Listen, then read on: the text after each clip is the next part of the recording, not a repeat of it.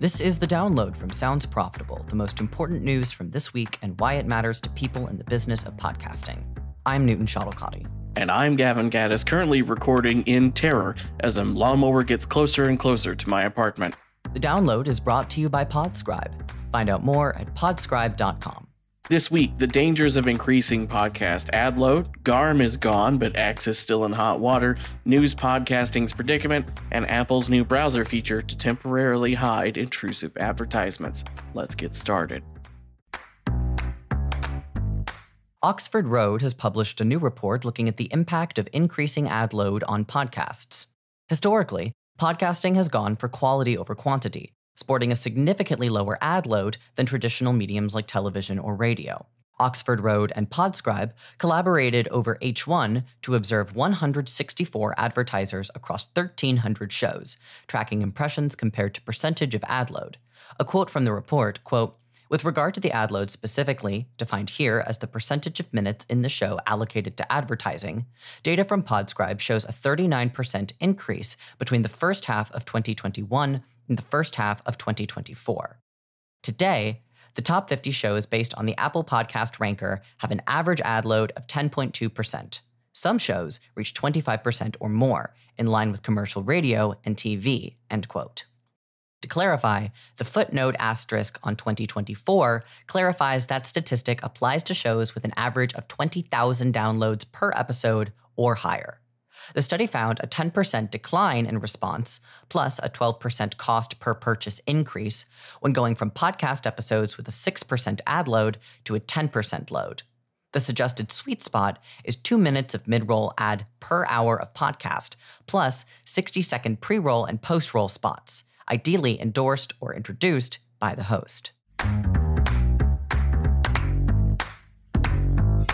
Last Friday from Seb Joseph and Crystal Scanlon at Digiday, the Global Alliance of Responsible Media, a volunteer committee that set advertising industry standards for brand-safe content, dissolved last week. The decision was made in the light of an antitrust lawsuit filed by Elon Musk's social platform X.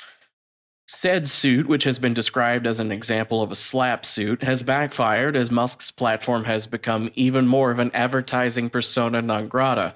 As the media leader reports, suing GARM has made X even less enticing of a platform to run ads on for many companies. A quote from Ruben Schruers, Chief Strategy Officer at media and marketing consultancy Ubiquity, quote, "No serious brand advertiser in their right mind will return to advertising on X under its current leadership," end quote. Since the dissolution of GARM, X finds itself in even more hot water with brands, as The Verge reports the rollout of image generation capabilities on the Grok AI are not going well. While testing Grok's image generator, The Verge found the AI chatbot easily generates images that circumvented all three of the guidelines it provides as examples of things it will not generate. Examples of images generated against those guidelines include risque lingerie photos of Taylor Swift, and brand-accurate images of Mickey Mouse smoking a cigarette while dressed as Donald Trump.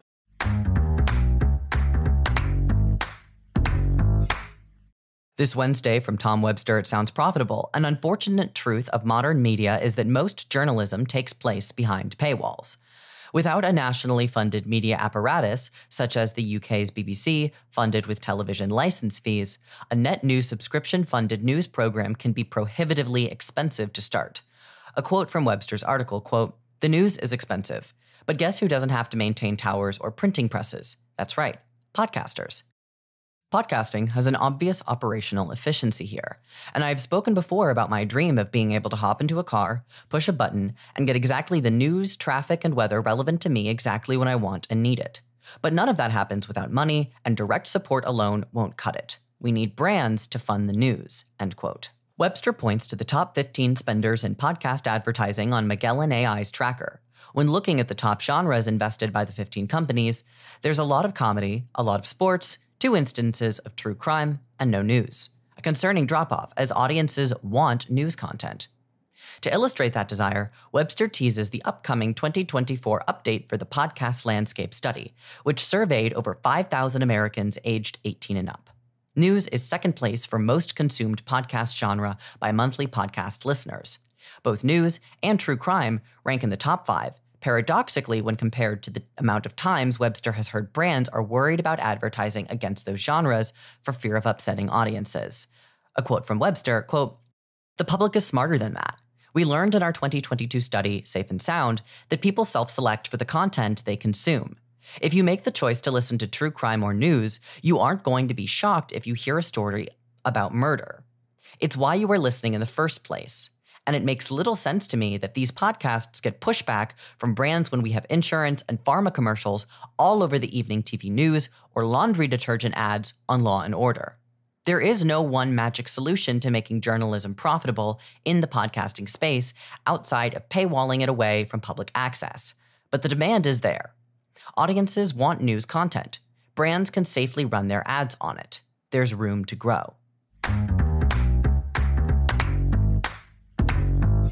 Last Friday from Ad Age's Asa Heiken, Apple has a new feature on the testing branch of iOS dubbed Distraction Control. The feature gives users the ability to temporarily hide invasive or obstructive elements on the internet. A quote from the article, quote, "Importantly, the erasure is not considered ad blocking because it's temporary. As Dan Barber of Mac Rumors demonstrated, the erased elements can reappear when a website refreshes and devices do not remember which items are hidden." Fittingly, the Mac Rumors demonstration uses a recipe website as an example, as they're a popular example of online content that has gotten more and more difficult to access as multiple layers of advertisements crowd browser screens. Podcasting, by nature, is future-proofed against such tools, as advertising breaks are, generally, built into natural breaks in content and cannot be overlapped in the same way that some platforms present with digital ads. Finally, it's time for our quick hits. These are articles that didn't quite make the cut for today's episode, but are still worth including in your weekend reading. This week, as the lawnmower approacheth, Apple's requirements are about to hit creators and fans on Patreon. Here's what you need to know by Jack Conte. The Patreon CEO explains how net new Patreon membership signups within iOS starting this November will incur a 30% fee from Apple that either the member will have to pay or the artist being supported will have to pay out of that pledge. Next up, Audacia Autos eyes Wondercraft AI to produce audio ads in multiple languages for APAC. The AI-powered platform aims to leverage the partnership to produce audio ads on an international scale. Next, the Podscribe Performance Benchmark Q2 2024. The benchmark report tracks podcast advertising campaigns across the last quarter. And then we have Chartable Download Analytics Dashboard down. According to multiple sources, the Chartable dashboard for prefixed download statistics has been down since Monday, with support claiming it'll be fixed shortly across multiple days.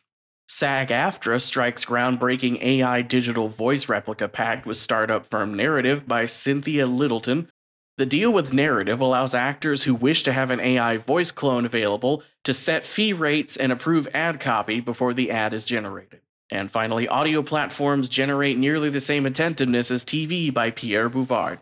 In particular, podcasting scores just under TV, ahead of every other audio format on Adelaide's attentiveness unit scale.